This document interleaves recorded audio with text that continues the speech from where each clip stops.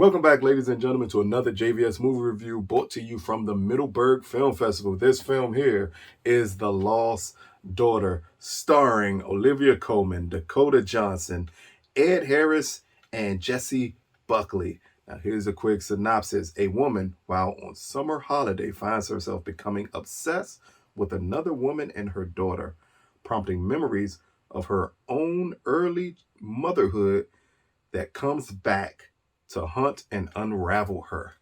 Now, quick way to describe this movie is people that should not have children or mothers behaving badly. That is a good way to start off. Just the thought of what you're going to walk into with The Lost Daughter. Now, this is also Maggie Gyllenhaal's directorial debut. I don't know if this is her writing debut. I know that she also adapted the screenplay, but I know this is her directorial debut here. Let's start off first by saying this movie is shot brilliantly. Like, for this to be Maggie's directorial debut, just the emotion that she gets out of the camera and out of the actors is phenomenal on so many levels. I thoroughly enjoyed just looking at this film. It didn't hurt that it's set in Greece, because that also is always going to look beautiful on screen. But it's just, at times, the close-ups, the shots that she manages to get with the actors, some of it seems so like off-guarded that it works so beautifully well. It's this one scene that amazingly is one of the first scenes that popped into my head as something that I really loved, which is a scene where we get Olivia Colman's character and Ed Harris' character dancing with one another. And while neither one of them have rhythm, the scene is shot so well, you don't mind that you don't know what song that they're dancing to, because the song that was playing is clearly not the song they were dancing to.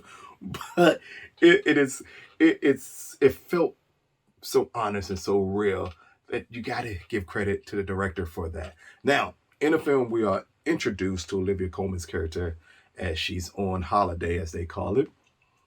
And she's just on the beach, and we see her just living her life until Dakota Johnson's family comes onto the beach, causes ruckus. But as all this ruckus is happening, we notice that Olivia Colman's character really focuses on Dakota Johnson and her daughter. And as that happens, we start to get the flashbacks of Olivia Colman's character being a mother. And that's when we get introduced to Jessie Buckley, as she plays the younger version of Olivia Colman's character. And when we get that transformation, it is starking. Like, it blew me away, because at that point we get introduced to the dark elements of motherhood and what it means to be a mother who is struggling with the idea of being a mother. And we see Jessie's character lose her temper with her girls. We see her kind of be violent towards her children in the film and through the flashbacks. And then we see how that affected Olivia Colman's character as an adult, or not an adult, but as an older woman.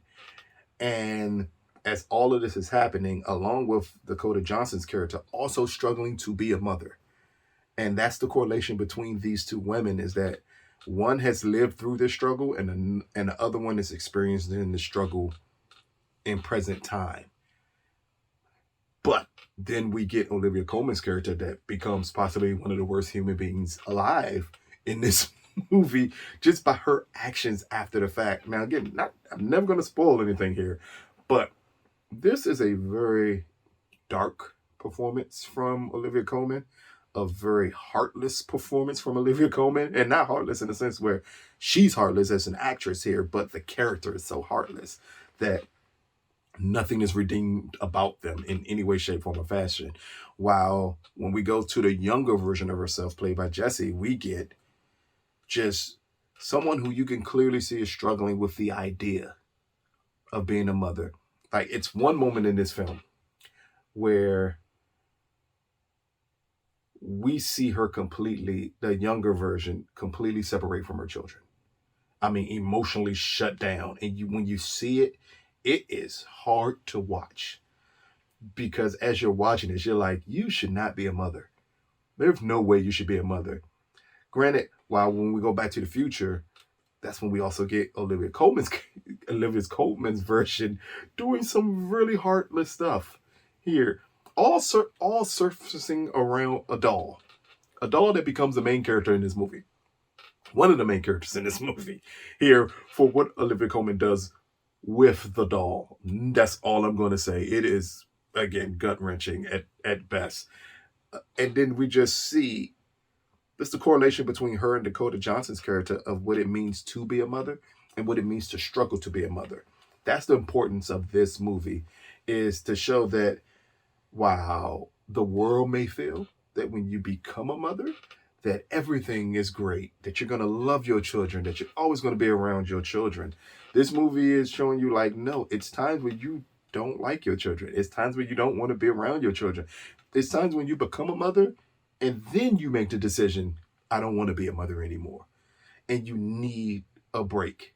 But here it goes to drastic levels of what that break could be, how it affects your kids when you do so, and the irresponsibility that may become attached to making that decision. And that's when this movie gets maybe off the rails for certain people, because at that point it's no redeeming qualities of any character in this film. So you no longer care about them. You just want to find out, how is this story going to work? Like, how are we building characters that I should care about when these are horrible people? Where maybe it's not you need a break as a mother, maybe it's just that you're a horrible mother. And I think that is the balance that the movie attempts to strike, versus telling you upright that you're a horrible mother, saying, well, maybe you just need a break as a mother. But at times it leans way too much into you're just a horrible mother and a horrible person and you shouldn't have children at all. And when it misses that balance that it needs to succeed as a film, it loses the audience.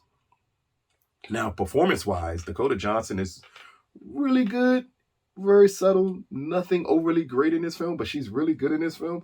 Olivia Colman is Olivia Colman in any movie that she does. It does not matter at this point. She's always going to be great. Jessie Buckley is the one who I felt was the strongest in this film. Playing the younger version of Olivia Colman's character makes it possibly the juicier part to play, but it's also the part that's most gut-wrenching. As we see her struggle with these kids, we see her struggle as being a mother.